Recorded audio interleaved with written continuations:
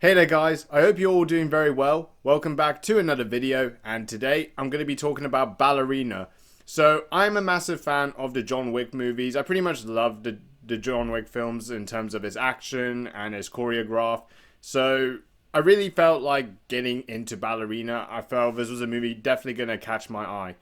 So going into it, I pretty much thought that this was going to be another action heavily choreographed movie like the John Wick movies have produced over the years, and I can safely say it follows that trend practically, and it does well.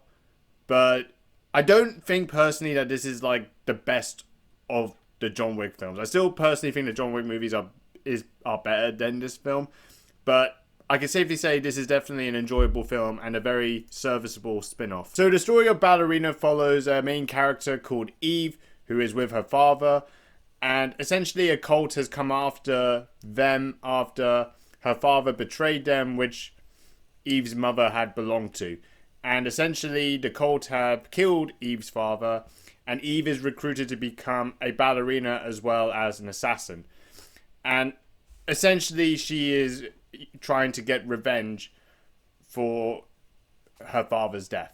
So, and essentially throughout the film there are various events that happen as well that kind of develop in itself as well. But practically it's as simple as a premise of a movie gets. It's essentially a revenge tale, and I think it's a serviceable material. It's not original in any sense, but I think certainly like if you've watched the previous John Wick movies about trying to get revenge, like if you remember John Wick was trying to get revenge after they killed his dog and took his car, essentially. So I think you can kind of relate to it in some ways. And obviously, I think for most people, you're not going to like get a very in-depth narrative or direction from this. So I think the story follows itself pretty simple, and that's practically it. So let's actually talk about the movie itself. So I feel like the main two positives I have for this movie is mostly its action.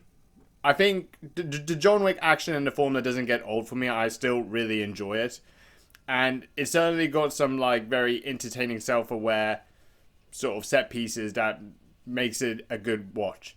I'm gonna kind of get more in depth into like a lot of the action later, but also the other positive I will say is Ana de Armas' character as Eve.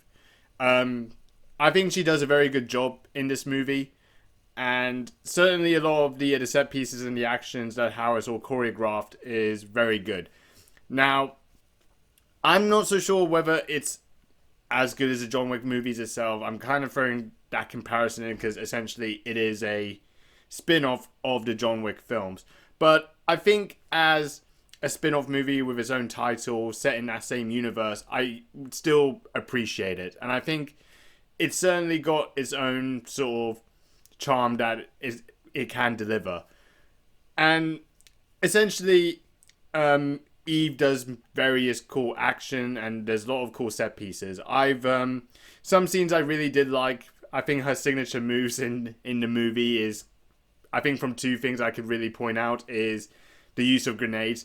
So there were like some action set pieces where Eve is fighting a bunch of people inside mostly like a gun shop when she was trying to get like some weapons, and essentially a whole gang came in, and she would use the grenades essentially as a way to fight them off. So one time she would put a grenade in an enemy's mouth and it would explode, or she would like get a grenade belt and strangle one of them around the neck and just use the table as a cover, and essentially just the enemy will just explode and all limbs and guts are just splattered everywhere.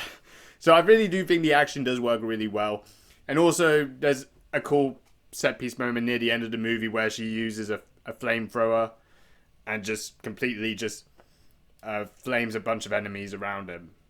So I really feel like a lot of the action does work really well. It is well choreographed, and visually it does look pretty good. And like I said earlier, I think Ana de Armas does a very, very good job putting it all together. Now, I do want to talk about the story. Like I mentioned earlier, it's a very sort of generic, safe revenge tale. They do try and develop it with like different sort of sequences throughout the movie. So some Eve will encounter a character called Ella who gets taken by the main character, who's essentially the Chancellor, who was responsible for killing Eve's father. But then the Chancellor kidnaps Ella, who they don't think that Eve was after, essentially. But then Eve is then kind of interested in rescuing Ella, who's essentially the daughter of a character called I think his name is Daniel Pine. Yeah. So Daniel Pine is played by Norman Reedus, who I feel doesn't get much screen time. I'm not going to really kind of get into the detail of it because it will spoil the movie, but I feel like a lot of characters don't really get fleshed out from their stories very well.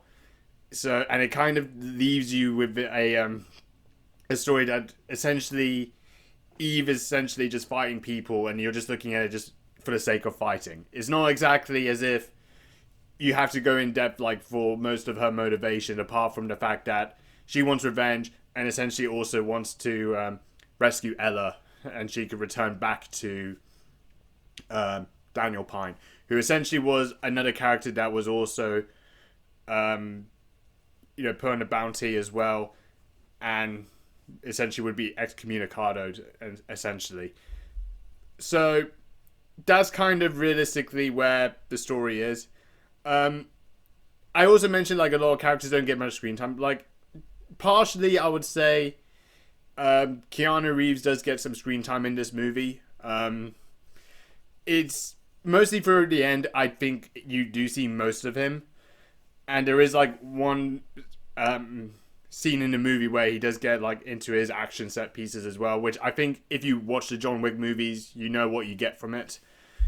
And you would essentially see that he's probably more of the the stunt man that essentially runs the show, essentially, because you know how he performs in these sort of films and you're used to. So I feel like it was kind of there just to kind of give the fans a bit of something that they're really familiar with the John Wick franchise. And it was good, I would say. It didn't really add a whole lot, but I think overall it did a good job with that. But for me overall, I would say as a spin-off movie, it's a pretty good spin-off. I'm not like amazed out of my mind going crazy over this film. I also would arguably say I don't think this is as good as the John Wick movies itself, but it's not a John Wick title movie. It's essentially a title serving as a spin-off in that universe, and I think it does well.